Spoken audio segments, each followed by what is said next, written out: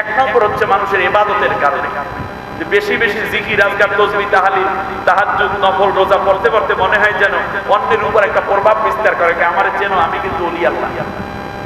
এগুলো সব ভণ্ডামি। এগুলো কি ভণ্ডামি। ইবাদত করলে সে অহংকারী হওয়ার সম্ভাবনা আছে। তাকে অহংকারী বানায় কে? শয়তান। দ্বিতীয় হচ্ছে টাকা পয়সা হলে মানুষ অহংকারী হওয়ার সম্ভাবনা আছে। আর তৃতীয় হচ্ছে মানুষ ক্ষমতা পাইলেও অহংকারী হয়ে যায়। আর চতুর্থ হলো মানুষ জ্ঞানের কারণে অহংকারী হয়। কয় কারণে? এই চার কারণে। বলেন, এক নম্বরে কি? ইবাদতের কারণে। দ্বিতীয়টা কি? ধন সম্পদের কারণে। তৃতীয়টা কি? ক্ষমতার কারণে। গায়ে মানে পায়ে মাটি বাজে না, অহংকারের দম্ভে নির্দোষ মানুষদেরকে জেলের ভেতর ঢোকানো হচ্ছে, পেটানো হচ্ছে, নির্যাতন করা হচ্ছে। এলাকার মেম্বার যদি হয় তার শ্যালকের প্যান্টের বাড়ির ঠেলা এলাকা দিয়ে হাঁটা যায়। র্যাবে চাকরি করে খালাতো ভাই সুমন্দির আপন ছোট ভাই নাতির দুলাভাই, এই কারণে এলাকায় এসে ধাবার মারে, মানে বকা দেয় যে একেবারে শেষ করে ফেলবো। এরকম কিছু দুষ্ট লোক আছে না নাই? এই অহংকার চিরদিনের নয়। অহংকার করেছে কে? শয়তান। আর শেষ মানুষ অহংকার করে জ্ঞানের কারণে। আমার এই জ্ঞান আছে, সেই জ্ঞান আছে, ইংলিশ জানি, বাংলা জানি, এই জানি, সেই জানি। শেষ পর্যন্ত অহংকারের বশীভূত হয়ে যায়। মনে রাখবেন, ইবলিসের চাইতে কেউ বড় জ্ঞানীও ছিল না, বেশি বিদ্যানও ছিল না সেই সময়, কিন্তু সে অহংকারের কারণে কি হয়ে গেছে? ধ্বংস হয়ে গেছে। অতএব আল্লাহ নবী সাল্লাল্লাহু আলাইহি ওয়াসাল্লাম বলেছেন, আল্লাহ তাআলা বলেন যে অহংকার হচ্ছে আল্লাহর চাদর, এটা নিয়ে তোমরা কেউ টানাটানি করবা না। বান্দা তুমি কিসের তৈরি, কিসের অহংকার করো?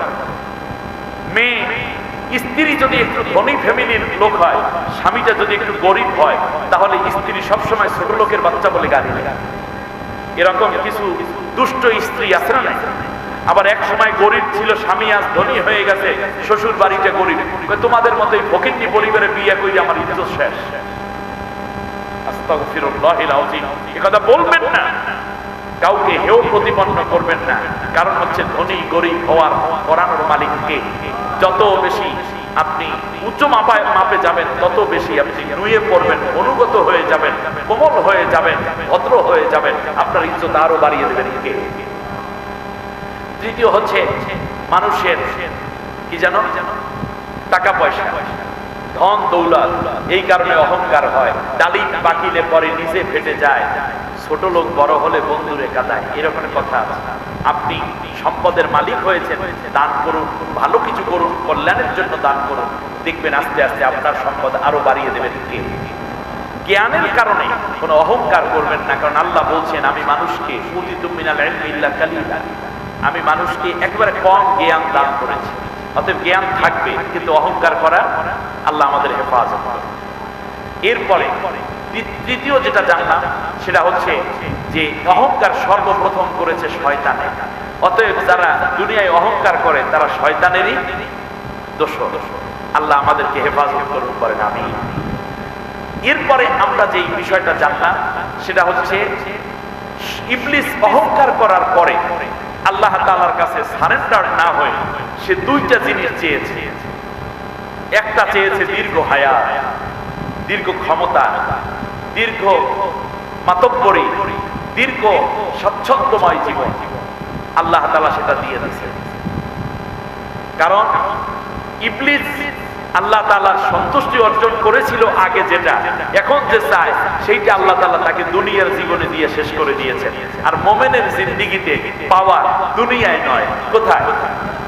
যেহেতু সে দুনিয়া চেয়েছে, আল্লাহ বললেন দুনিয়া নিয়ে তুমি বিদায় হয়ে যাও। খেয়াল করেছেন কিনা? অতএব আমরা যতটুকু নেক আমল করি তার বিনিময়ে দুনিয়ায় কিছু যাব নাকি আখিরাতে যাব? আল্লাহ আমাদের কবুল করুন। এরপর দ্বিতীয় সে চ্যালেঞ্জ করেছিল সব মানুষকে ওয়াসওয়াসা দিয়ে সে জাহান্নামে নিয়ে যাবে। এই জন্য ডান দিক থেকে ওয়াসওয়াসা দেবে, বাম দিক থেকে, সামনে থেকে, পিছন দিক থেকে ওয়াসওয়াসা দিয়ে মানুষকে পথভ্রষ্ট করে আল্লাহ থেকে ভুলাইয়া আল্লাহর সিরাতাল মুস্তাকিমকে ডিনাই করে মানুষ যেন সিরাতুল জাহেল হয়ে যায়, সে যেন পথভ্রষ্ট হয়ে যায়। আল্লাহ তাআলা বললেন, তুমি যেই পথে মানুষদেরকে ডাকবা, আমি আল্লাহ তাআলা ভিন্ন এক পথ তৈরি করব। সেই পথের নাম হলো উপর থেকে আমি আল্লাহ রব্বুল আলামিন একটা রশি ফেলবো। সেই রশির নাম যুগে যুগে তোমরা দেখবে বিভিন্ন সময় আল্লাহ রব্বুল আলামিন বিভিন্ন ফেরেশতাদেরকে বিভিন্ন সময় আল্লাহ নবীদেরকে আল্লাহ প্রেরণ করেছেন। ওই রকম রশি প্রেরণ করি, যেই রশিটা আল্লাহ সরাসরি পাঠিয়েছেন জান্নাত থেকে। তাওরাত, ইনজিল, জাবুর, শেষবারে এসেছে যেই কিতাবটার নাম কি? কোরআন। এসছে কোত্থেকে? জোরে বলেন, আসছে কোত্থেকে? উপর থেকে। তাহলে জান্নাত কোথায়? উপরে। আমরা যেতে চাই কোথায়? জান্নাতে। তাহলে জান্নাতে যেতে হলে রশি ধরবো কোনটা? নাকি 8 রশি, 9 রশি, 10 রশি? না, আমরা ধরবো আল্লাহর রশি। আল্লাহর রশির নাম কি? এই কোরআন ধরা কি সুন্নাত না ফরজ? অর্ডার কার? ওয়াতাসিমু বিহাবলিল্লাহি জামিআ।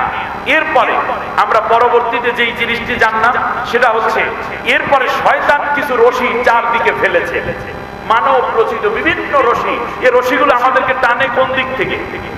নিচের দিকে। উন্নতির দিকে না অবনতির দিকে? অবনতির দিকে। একেবারে ছোট্ট করে যদি বলি, আজকে আমার এই সুন্দর বাংলাদেশ স্বাধীনতার 53 বছর অতিক্রান্ত হতে যাচ্ছে। দুর্নীতি কি দিন দিন বাড়তেছে নাকি কমতেছে? কথা বলেন না কেন?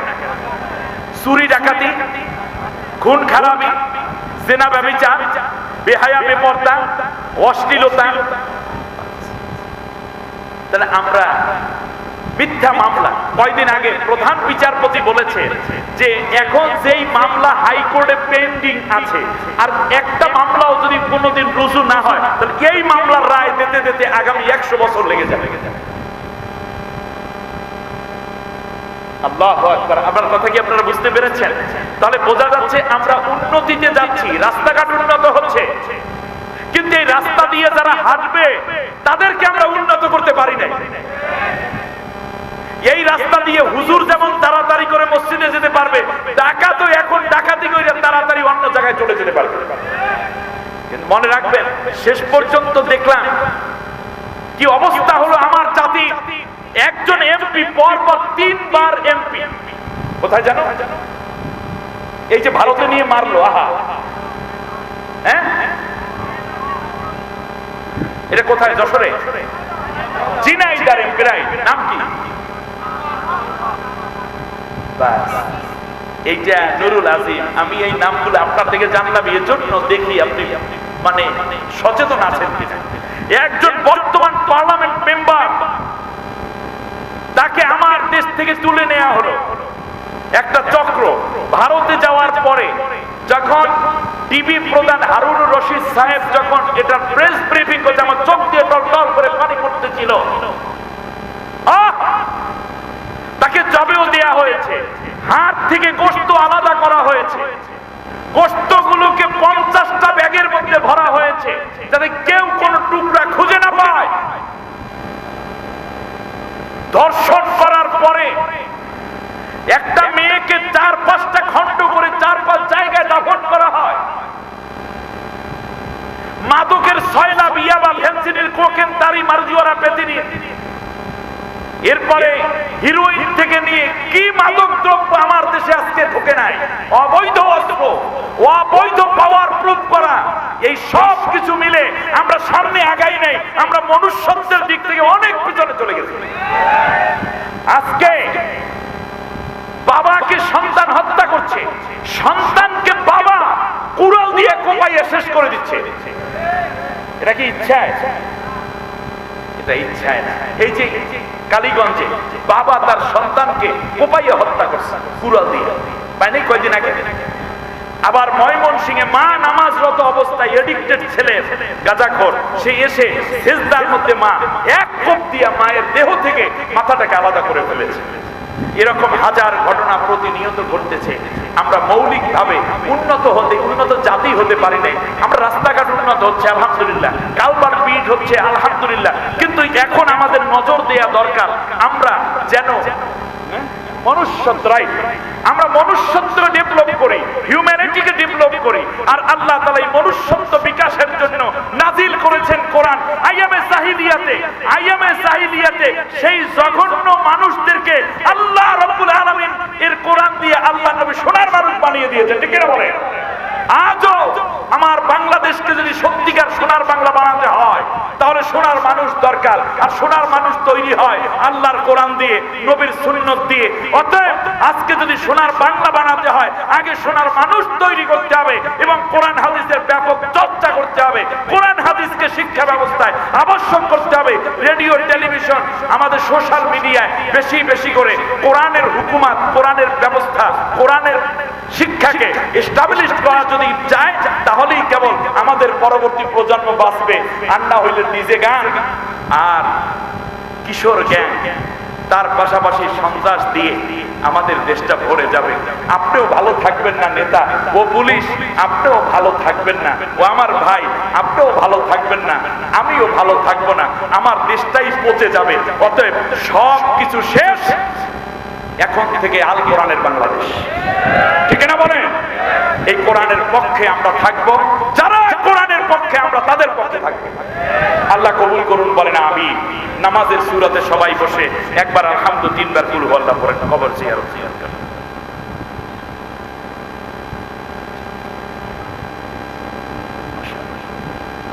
কথাই বলতে ভাই যাই ভাই না খাই আলহামদুলিল্লাহ।